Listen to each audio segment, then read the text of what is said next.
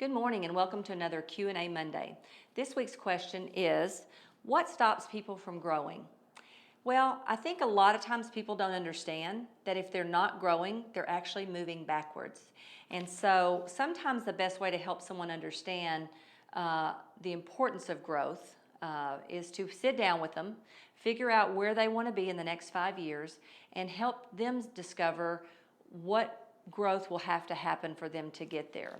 I think a lot of people, I've heard people say once they got out of high school, they didn't care if they ever read a book again. And the truth is, if you really study successful people, one of the most common characteristics that most of them have is they're all learning based. And so I think for a lot of people, either they've never really understood the importance of learning, or they've certainly never saw it as a secret weapon, if you will, to having a better quality life and a successful life.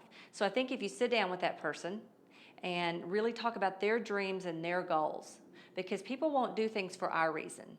They will do things for their reasons. And sometimes they have to be reminded of what their big rocks and their big reasons are. And so I love this process where you sit down with someone and you figure out, what has to happen in the next so many years for you to be happy with your progress or happy with your life or happy with your business.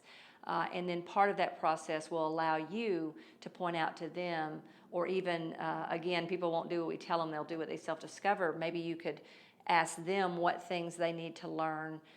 Do they think they need to still learn to be able to accomplish that and get to that? And so as leaders, I know one of our most frustrating things are trying to get or feeling like we want more for our people than they want for themselves. And so hopefully it's just something they've never discovered the importance of, and not something where they're just someone who is against being learning based. I know for my own criteria to be a part of my team or to be in my world, in my business world in any way, learning based is probably one of the most important criteria for me, is that someone else is learning based, because I don't feel like we can grow as a business with people that aren't growing themselves. And then in return, as a leader, I can't help people grow or help our business grow if I'm not growing.